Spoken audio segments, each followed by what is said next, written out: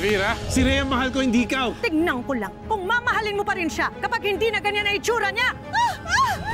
Para makapagiganti kila Rhea at Crisanto, pinag-switch ni Elvira ang kanilang mga baby. Kaya si Nadine lumaki sa pagmamahal at yaman. Si Isabela, Sinong nagsabi sa'yo na magkokolehiyo ka? Ambisyosa ka? lumaki sa puot at hirap. Anong maitutulong namin sa'yo, Iha? Parang awa niyo na ho. Mag-iisang linggo na ho kasi ako naghahanap ng mapapasukan. Pagkalipas ng maraming taon, lalabas na nga ba ang katotohanan? Dapat sa'yo mawala sa buhay ko! Ano ba, Nadine? Ano ba? Nadine! Anong ginagawa mo kay Isabela?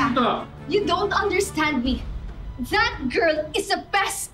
A parasite! Ay! Ano yan? Hoy! Ba't pinagtutulungan niyo yung anak ko, ha? Ako lang pwede umapi dito. Elvira, anak ko si Isabela. Nagtatrabaho siya sa farm namin.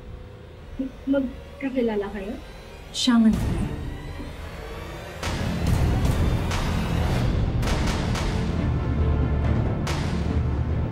Halika na. Umuwi na tayo. Nay. Hindi ka na babalik sa eskwelahang to. Nay. Hindi. Halika na. Isa pang suwaya. Naku, kalimutan mo ng nanay mo ko. Halika na. Elvira, nagtatrabaho ng mabuti yung anak mo sa farm namin para may pangtustos siya sa pag-aaral niya. Kung alam ko lang na sa inyo nagtatrabaho ang anak ko, sana kinulong ko na lang siya sa bahay. Halika na. Nay.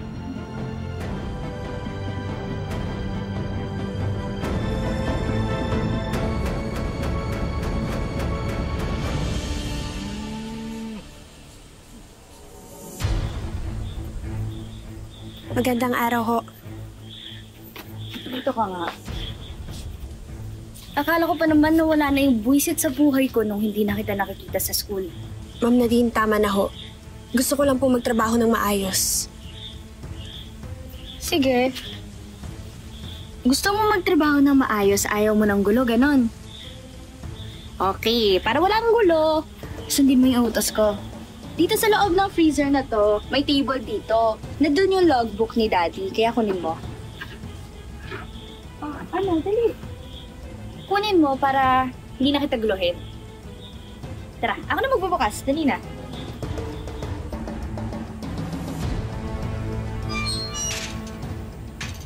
Sige, kunin mo na. Andito po. Oo, nandun sa table, dun sa may dulo. Dito po sa loob. Kunin mo!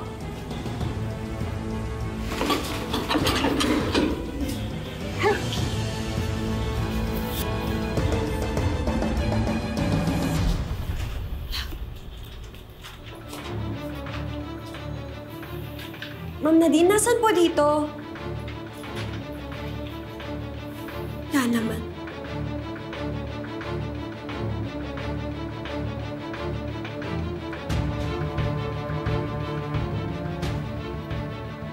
Ma'am Nadine? Ma'am Nadine? Ma'am? Ma'am? Ma'am Nadine? Ma'am Nadine, buksan mo to! Ma'am Nadine! Nadine? Nadine? Ikaw yung nanay ni Isabela, di ba? Hindi ko alam kung nasan siya. Hindi ko siya nakita. Hindi. Ikaw talagang sadya ko dito. Ito, dinalang kita ng pagkain. Pa-thank you to. Para sa pagtanggap nyo kay Isabela. Sige na. Hiro, sige na. Lakad mo na ako kay Isabela. Bakit tayo lalakad? Kayang-kaya mo na yun.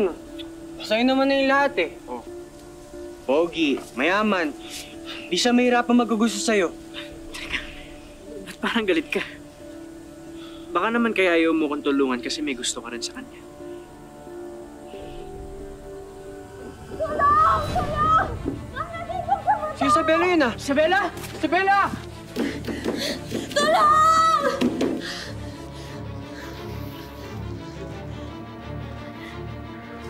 Ma'am Nadine! Buksan mo to, Ma'am! Ma'am!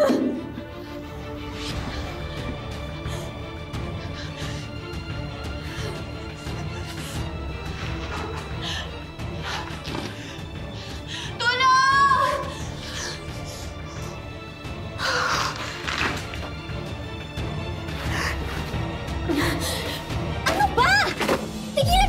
You're creeping me out! Bastos kang bata ka! How dare you? Isusumbong kita kina mommy at daddy. Ipapakulong kita! Hindi mo ko pwedeng ipakulong. At bakit hindi? Dahil ako ang tunay mong ina. Anong sabi mo? Tulong! Tulong! Isabela! Isabela! Isabela! Isabela! Andre!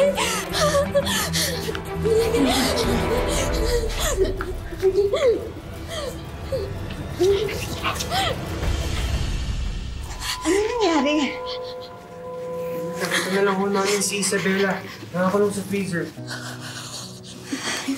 Naku, Riha, okay ka lang ba?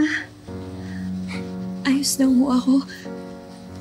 Salamat po sa pag-asikaso niyo sa akin, ha?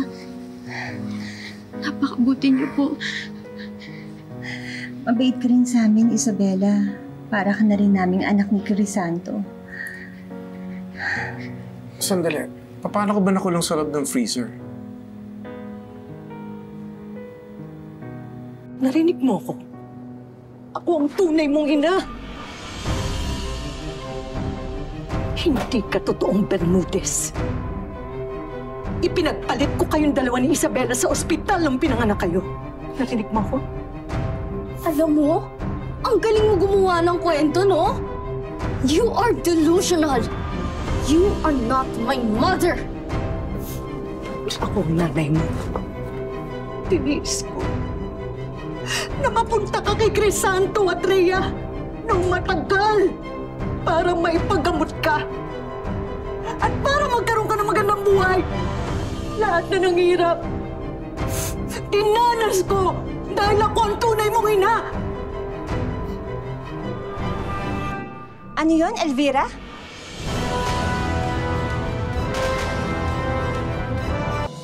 Mommy! Ano yung sinasabi mo, Elvira, na ikaw ang ina ni Nadine? Wala. Hindi ka lang mga agaw. Bingi ka rin. Ang sabi ko, sana ako na lang ang naging tunay na ina ni Nadine para napalaki na maayos. Mabuti pa. Umalis ka na dito. Ayoko ng gulo. Huwag mo nang hintayin ako tumawag pa ng pulis.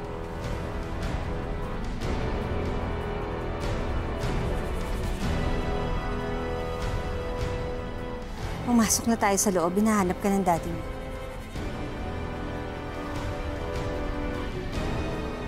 Crisanto, andyan na yung anak mo. Dad? Why? Alam mo ba yung pinagkakagawa mo? Bunti ka na makapatay! Bakit? Ano na naman kasalanan ko? Anak, bakit mo kinulong si Isabela sa freezer? Sinong may sabi? Siya? Pinaniniwalaan niyo yung sampid na yon? Hindi naman sa ganun. Hanggang sa huli pinagtakpan ka ni Isabela. Nakita ka nila, Andre. So what? Isabella made me do it. Alam niyo, simula nang dumating ang babaeng yan dito, siya na yung tinuturing yung anak. That's not true! Yung ugali mo, parang hindi kami nagpalaki sa'yo. Alam mo, nagdadalawang isip na ako kung anak ka pa talaga namin.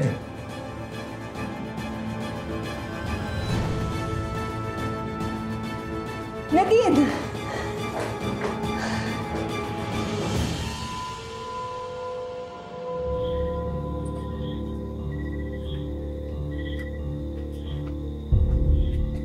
Buti naman at nakipagkita ka sa akin.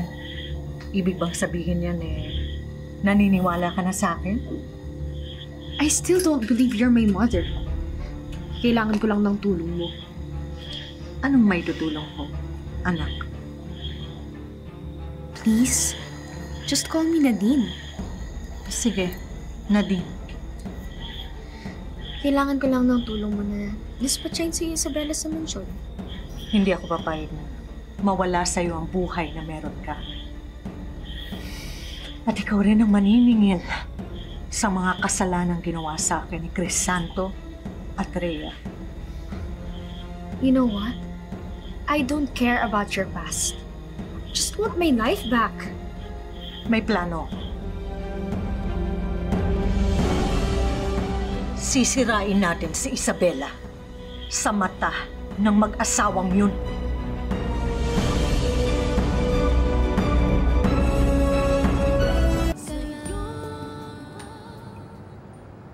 Isabela, alam kong mahirap na ako.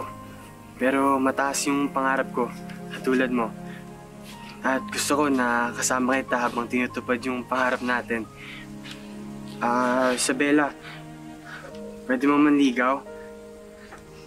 Mayroon bang tunay naman nanalo sa ating dalawa? Kung matapos man ang laban, may mawawalang isa. Bakit ba sa Hiro, nagawa mo dyan? Isabela, may gusto sana akong... Isabela, lunch na.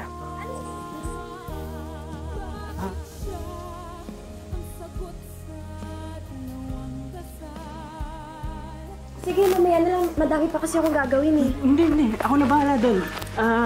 Ito rin. Nagabi mo. Ano ko? Ikaw talaga, nag-abala ka pa. Gusto ko eh. Tsaka, upo ka muna. Ay, hindi. Naku, baka makita tayo ni Mami. Hindi. Tsaka, madami pa akong gagawin. Hindi, ako na bahala doon. Tsaka, nagpaalam na din ako sa kanya. Huwag ka na mag-alala. Sige na.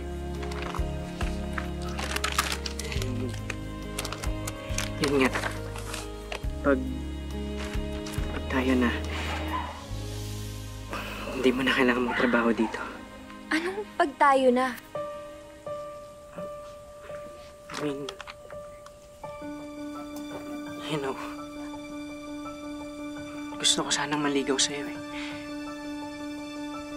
Pahig ka ba?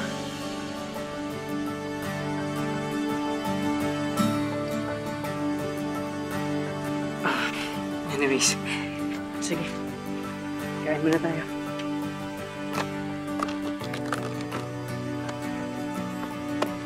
Nag-abala ka pa talaga. Anong problema?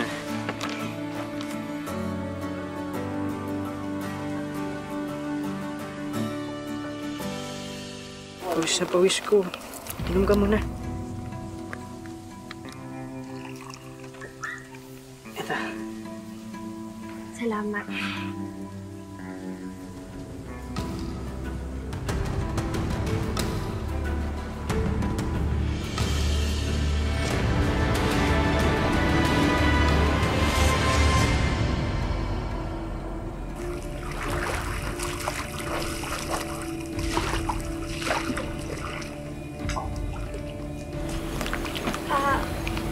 Ma'am Nadine, tapos na po yung trabaho ko. Pwede na po ba ako umuwi? Bakit mo naman ba?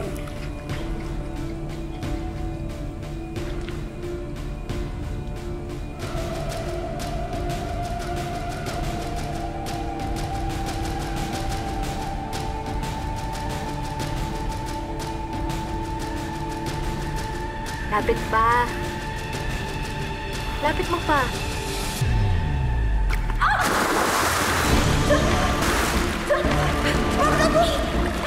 Ating mag-ingat pa!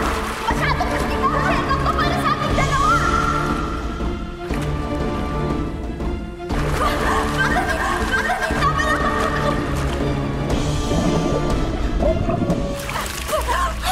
Tama na po! Hindi tayo kasundawa dito! Ako lang dapat!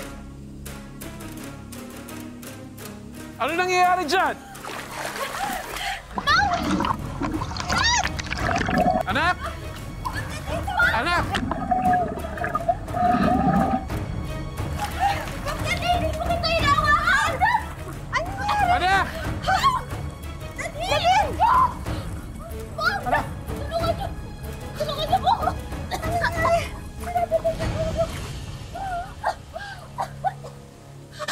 Ay, kailangan na napatay niyo!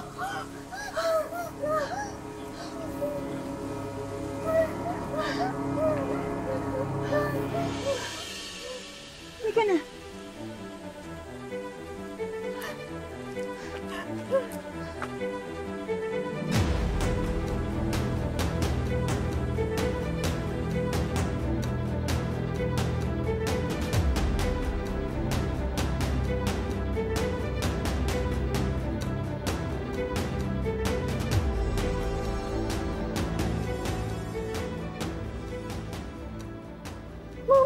Dad, ito po talaga yung gustong mangyari ni Isabela eh. Sa harap niyo po, ang bait-bait niya. Pero she wants me dead. Gusto niya po kasi kayong masolo. Tapos, yung pagkamatay ko po at pagmumukhain niya pong aksidente, buti na lang po dumating kayo. Nadine, hindi totoo yan. Hindi kita nilunod doon. Parang awa na Nadine, magsabi ka ng totoo. Hindi ko naman po ina-expect na naaamin si Isabela eh. Siguro po deserve ko to. Kasi ang dami ko pong nagawang masama sa kanya. Ma'am, sir, please po maniwala po kayo sa akin. Wala po akong kasalanan. Pasensya na, Isabela. Hindi ko alam na hahantong sa ganito ang hindi niyo pagkakaunawaan. Pero, si Nadine pa rin ang pipiliin namin mag-asawa dahil siya ang tunay naming anak.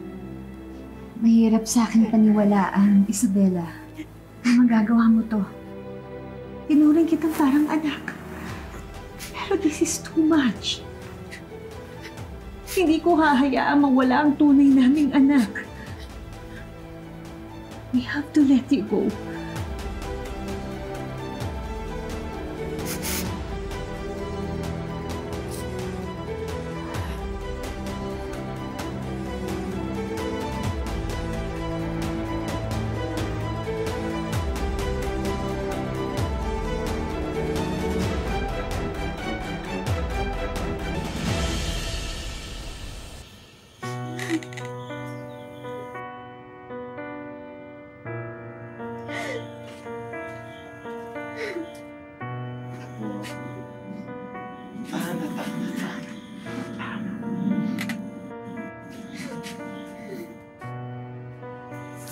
Ano naman tong dramang to? Tumang ka na nga. Bukas maghanap ka ng bagong trabaho, ha? Elvira. Ano, Nay? Sumusobra ka na. Ako pa may kasalanan ngayon. Eh, siya yung nagpumilit na sumiksik dun sa mansyon ng mga mayayaman. Alam mo, pag ikaw, pinanganak ng mahirap, mamamatay ka rin ng mahirap. Huwag kang ambisyosa. At saka, eto napansin ko lang napansin ko, kahit saan ka pumunta, piniperwisyo mo yung mga tao. Malas ka lang talaga! Malas! Elvira, sumusobra ka na. Nay! Huwag kang magmalinis. Kung gaano kalaki ang kasalanan ko, doble nun sa'yo, Nay! Nay, tama na ho. Huwag na ho kayo mag-away ni Lola. Wala naman ho akong balak bumalik na doon sa mansyon eh. Peste kayo. Kulang sandali sa yakap mo't halik. Kahit na kay tagal, sa'yo ay maghihintay.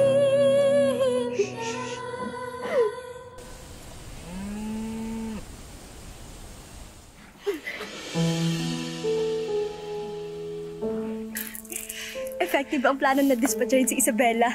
Hindi mo alam kung gaano katagal ang hinintay ko para mayakap ka, anak.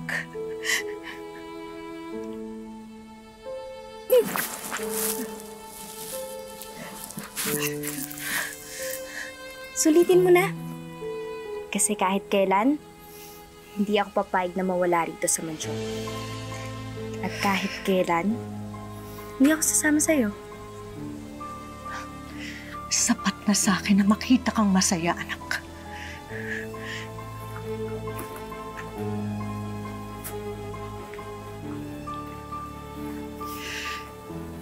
Kaya ko lang naman kayo pinagpalit ni Isabela para maranasan mo ang buhay na pangarap ko. At para makapaghiganti kay Crisanto at Rhea sa pamamagitan ng pang-aapi sa anak nila. Ha?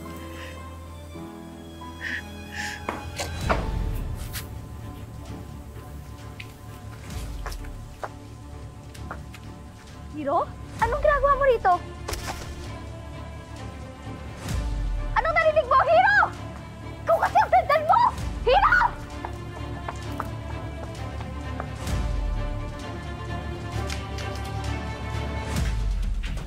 Hiro!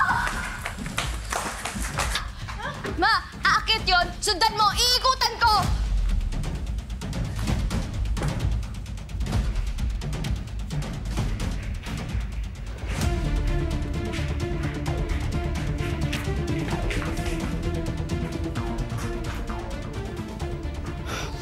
Mag-usap tayo, Toton.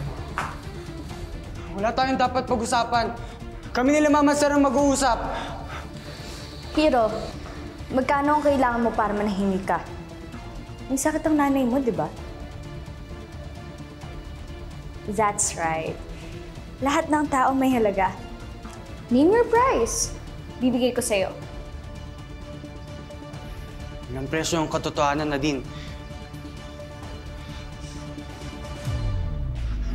Ah!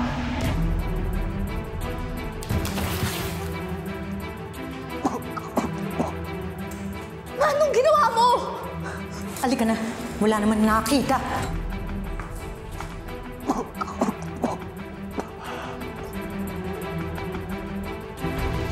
Totoo nga yata yung kasabihang kung anong puno, siyang bunga. Kasi naman kahit lumaking malayo kay Elvira, parang namana pa rin na din ang DNA ng pagka-impacta.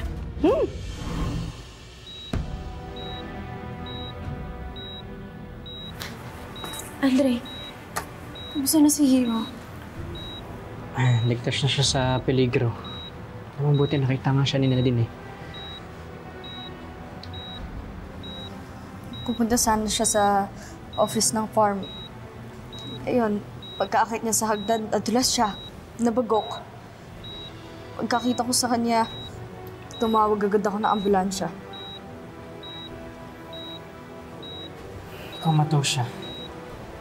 Wala pang sinasabi yung doktor kung kailan siya magkakamali.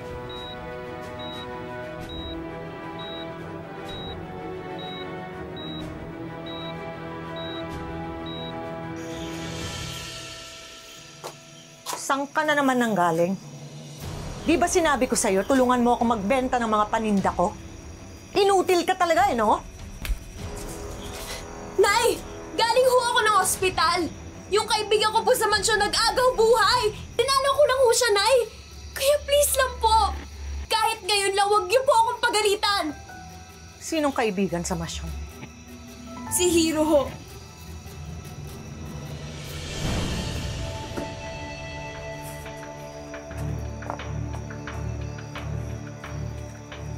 Hello? Nadine, nabuhay si Hiro? Di ko siya kayang iwan ng ganun-ganun na lang, okay? Pinadala ko siya sa ospital.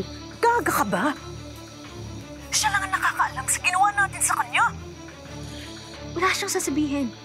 Kumato siya. Eh, paano kung magising siya? Paano kayong buligan tayong dalawa? Eh, di nawala ang lahat sa'yo. Hello? Hello? Oh! Pag hindi mo tinapos yan, ako ang papatay dyan.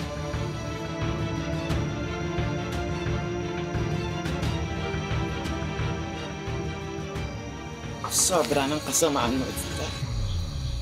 Kaya mong pumatay ng tao para ng pagtakpan yung sikreto mo. Sikreto natin, Nay. Dahil pag ito na bulgar, kasama ka rin. Makukulong ka rin.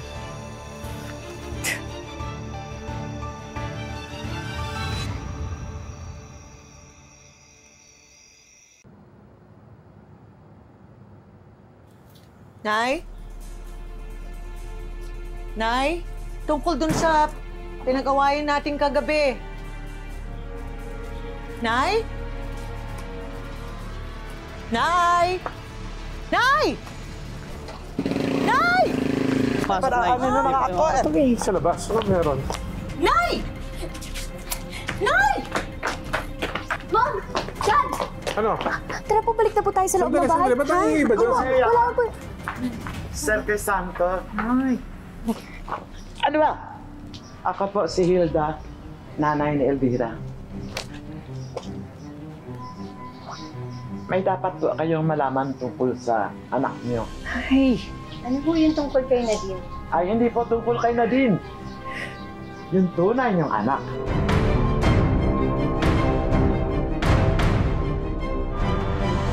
Hindi na talaga kinaya ni Nanay Hilda, kaya't nag-grand reveal na siya ng kasamaan nila. Pero ngayong lumabas na ang totoo, paano na ang mga balak ni Elvira? Paano magbabago ang mundo kina Nadine at Isabela na lumaking biktima ng ginawa ng mga magulang nila? Alamin natin sa susunod na Sabado dito lang sa Tadhana. Mga kapuso, ako po si Marian Rivera. Based on a DNA result, si Isabela po ang tunay niyang anak.